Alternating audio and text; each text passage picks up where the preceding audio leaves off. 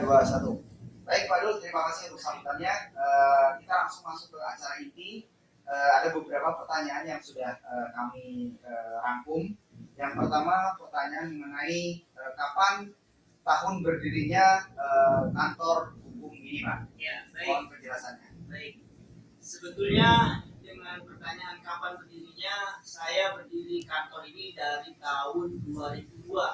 Nah, saya mendirikan kantor advokat dan pengacara ini dari tahun 2002. Nah, ini saya yang membuka kantor ini dengan inisiatif oleh saya dengan teman saya. Jadi saya awalnya dari tahun 2002 ini berdiri begitu ya. Baik, terima kasih. Kemudian lanjut lagi ke pertanyaan kedua, Pak. Latar belakang penggunaan nama, kenapa menggunakan nama Bapak sendiri, Dul Nasir, SHMH dan rekan. Boleh diceritakan Pak, itu ya, latar belakangnya kok menggunakan nama Bapak sendiri? Baik, sejak berdiri dari tahun 2002 ini, karena saya sebagai advokat sehingga saya membuka kantor sendiri. Maka dengan nama saya begitu. Jadi nama kantor itu berbarengan dengan inisiatif saya karena saya sebagai pendirinya yang memiliki kantor begitu. Maka dengan nama kantor Dul Nasir SHMH dan PK. Kayak gitu gambarannya. Oke, terima kasih Pak Dul. Kemudian pertanyaan dari saya yang ketiga, tujuannya kantor ini didirikan itu apa itu Pak? Tujuan atau visi dan misi didirikannya kantor ini yang ada saat ini dan kedepannya, ya, boleh diceritakan? Baik, dengan berdirinya kantor advokat ini, yang pertama sesuai dengan profesi saya adalah sebagai advokat atau pengacara, yaitu menerima orang yang membutuhkan bantuan hukum. Ya, kan banyak di kita orang yang kena persoalan-persoalan hukum itu sehingga perlu ada pendamping, yaitu adalah advokat. Nah, dari situ saya merasa bahwa ini perlu dikembangkan agar bisa membantu masyarakat baik yang tidak mampu ataupun yang mampu. Yang tidak mampu pun kami bantu, apalagi yang misalnya orang yang mampu kan gitu. Jadi dengan berdirinya kantor advokat ini bukan hanya orang yang mampu saja, tetapi keberadaannya saya adalah membantu masyarakat, ya khususnya wilayah Purwakarta yang masyarakat tidak mampu. Gitu. Nah, jadi intinya kaitan dengan visi misi tadi bahwa visinya adalah ingin membantu menegakkan keadilan, ya. Jadi visinya membantu untuk menegakkan keadilan bagi masyarakat Purwakarta. Nah, misinya tadi berarti mengembangkan ya di dunia profesi kan gitu karena banyak warga masyarakat yang perlu ada pendampingan baik di bidang perkara pidana maupun perkara perdata. Itu barangkali perlu disampaikan. Baik, tambahan lagi untuk wilayahnya apakah ada wilayah tertentu ruang lingkup per wilayah Purwakarta saja atau memang bisa ke daerah lain? Mohon penjelasannya. Ya, baik. Bahwa advokat itu seluruh Indonesia. Jadi wilayah kerjanya itu advokat itu tidak dibatasi seluruh Indonesia atau NKRI gitu. Jadi memang kalau saya mengejar ke sejarah dulu ada pengacara praktek memang dulu di mana pengacara praktek itu wilayah kerjanya hanya satu provinsi. Tapi setelah ada undang-undang advokat ya berdiri, maka seorang advokat itu wilayah kerjanya se-Indonesia. Jadi tidak ada batasan. Kita mau mendapatkan perkara dari Timor Leste barangkali boleh, dari Aceh, dari Timur dulu Timur ya. Sekarang mungkin Papua ya. Jadi boleh. Intinya NKRI, wilayah NKRI begitu. Terima kasih untuk penjelasannya Pak. Baik, untuk sesi berikutnya silakan dilanjut oleh rekan saya, Pak Andri, silakan. Saya hanya mengulangi pertanyaan di advokat Dul Nasir ini untuk sekarang ini jumlah pegawai pengacaranya ada berapa? Iya, kalau jumlah anggota ya atau yang ada di kantor, ada di kantor saya ini ada 8 advokat. Jadi kita tim ya. Kebetulan saya sebagai ketua kantor merangkap juga sebagai ketua tim. Jadi yang ada di kantor advokat Dul Nasir SHMA ini ada 8 advokat. Gitu. Jadi kita kerjanya adalah tim bareng. Itu gambarannya ya. Kalau kerjanya itu kalau untuk menangani satu masalah dari 8 ini itu serta atau hanya sebagai satu perwakilan? Ya baik. Untuk menangani perkara ya dalam satu perkara kita ditangani oleh 8 advokat. Nah kalau dalam posisinya sedang santai maka kita 8 advokat fokus ke satu perkara. Tapi apabila ada perkara-perkara yang lain maka kita dibagi-bagi ya. Jadi tidak menutup kemungkinan dalam perkara yang bersamaan ada 3 dan 4 maka kita dibagi. Jadi dari 8 orang itu tidak mesti harus di satu titik perkara ya. Kita dibagi mungkin bisa satu perkara oleh 2 orang, satu perkara oleh 2 orang. Tapi pada intinya di kantor kami ketersediaan advokat di sini adalah ada 8 orang di kantor saya. Dari kantor ini Pak. Iya. Terus pertanyaan berikutnya di strategi pemasarannya ya. Maksudnya dari market ini ke mana aja karena untuk menangani masalah perkara? Ya, begini, kalau advokat itu sebetulnya kalau istilah pemasaran atau marketing ya sebetulnya tidak mengenali kita. Karena ya advokat itu adalah bagian dari tugas profesinya adalah kepercayaan ya. Jadi kepercayaan. Jadi kalaupun misalnya ada orang yang membutuhkan bantuan kita, bisa saja orang datang ke kantor kita. Nah, nanti kita tangani bareng-bareng gitu. Jadi berkaitan dengan tadi itu tupoksi kita ya, maka wilayahnya wilayah NKRI tergantung perkara kita di mana. Misalnya kita menerima perkaranya ada di wilayah hukum luar Kabupaten Purwakarta, itu siap begitu. Ya, jadi gambarannya istilahnya kita tidak menggunakan marketing karena itu bertentangan dengan budaya ya. Jadi intinya siapa saja yang membutuhkan bantuan bisa datang ke kantor seperti itu. Tapi kadang-kadang memang tadi ya kita juga perlu informasi dari teman. Makanya tadi dengan semakin banyak relasinya maka insya Allah semakin banyak perkara yang ada kan. Berarti lebih ke relasi Pak. Relasi yang ada saat ini. Tadi Bapak bicarakan kode etik ya, berarti kan informasi. Nah informasi ini kan berarti kan kalau kita mau market atau memasarkan bertentangan juga Pak dengan kode etik sebagai advokat. Iya, ya itulah makanya kita harus hati-hati karena kita tidak boleh memasarkan ya dengan cara-cara yang kurang baik. Nah di sini harus hati-hati. Tapi kita boleh saja misalnya kita pasang di Facebook nama kantor advokat boleh hanya sebatas itu. Tapi kalau kita mengajak Bapak Ibu kalau perlu ke saya itu yang tidak boleh. Begitu ya. Baik. Kalau menyebutkan nama kantor advokat wilayah saya Mandania ini ya misalnya menangani kaitan perkara pidana dan perdata itu boleh saja. Tapi kalau mengharapkan dari masyarakat kalau ini datang ke saya ya, nah itu yang tidak boleh. Jadi ada bahasa-bahasa yang harus ditumaras gitu. Itu yang berkaitan. Jadi tipis banget ya kaitannya dengan itu. Makanya tadi harus hati-hati gitu. Ya. Terima kasih. Cukup Pak, terima kasih Pak. Iya. Baik, selanjutnya dari rekan saya lanjut silakan Pak Indra.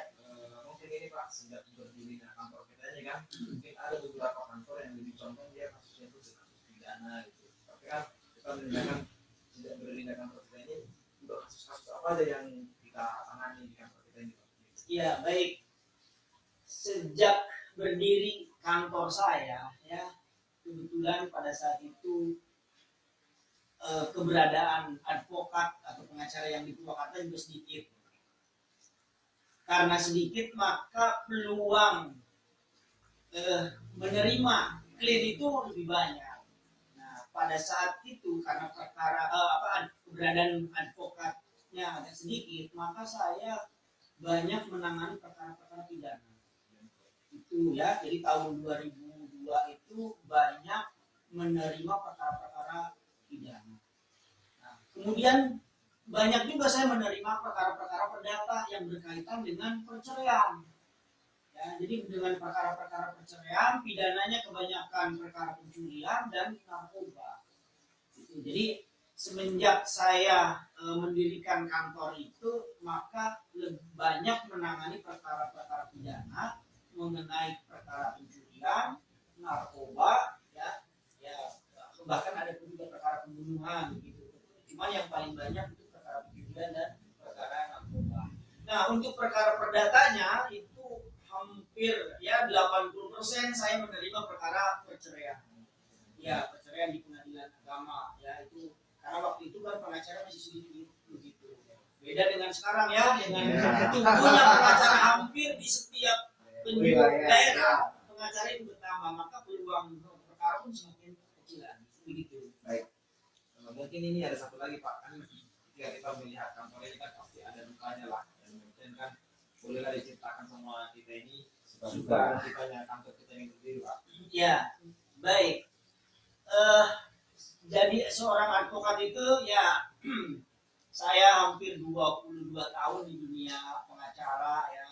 Jadi adalah suka dan dukanya. Sukanya ketika menangani perkara yang begitu gampang, beres, selesai dan kaitan dengan masalah fee-nya juga selesai.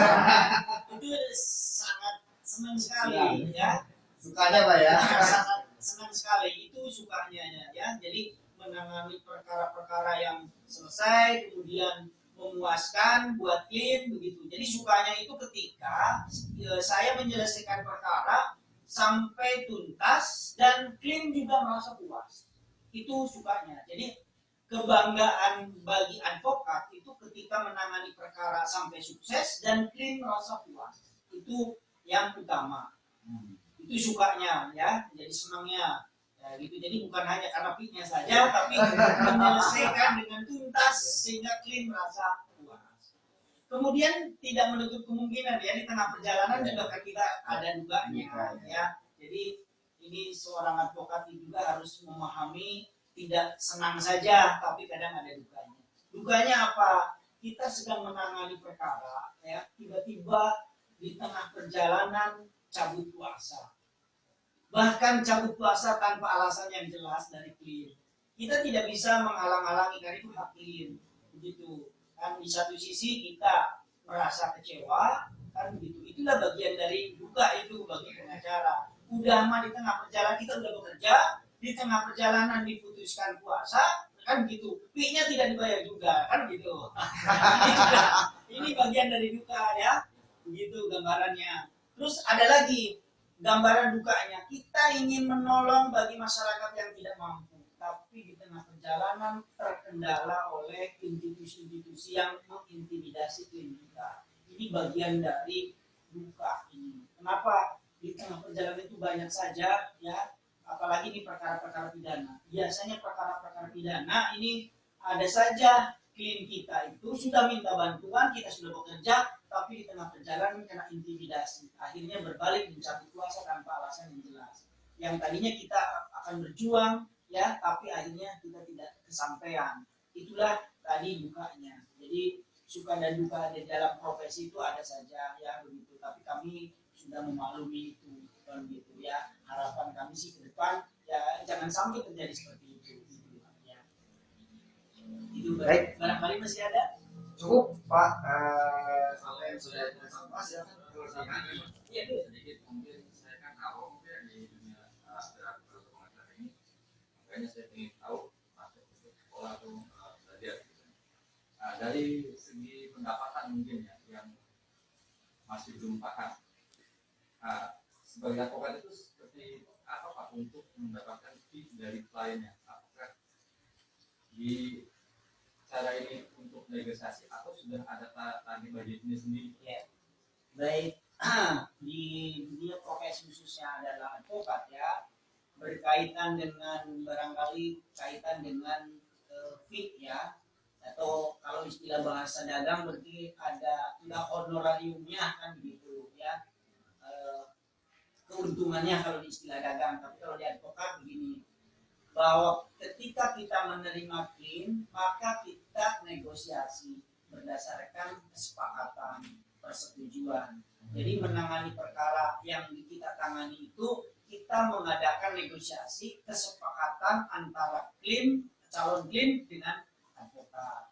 Nah, kan gitu. Jadi relatif nilai ya. Jadi nilai itu relatif tergantung kesepakatan. Gitu. Jadi bahkan kadang-kadang tanpa kalau sudah selesai, misalnya kita kesepakatan nilai sekian, kemudian selesailah perkara. Kadang ada juga klaim yang berbalik hati, ya, klaim memberikan tambahan di luar kesepakatan. Nah, ya kalau seperti itu barangkali itu rezeki, ya, gitu. Tapi kita tidak menuntut banyak, ya. Sekarang kita sesuai dengan kesepakatan, maka kesepakatan itulah yang kita gunakan. Terlepas nanti ada klaim yang berbaik hati, ya kita juga terima.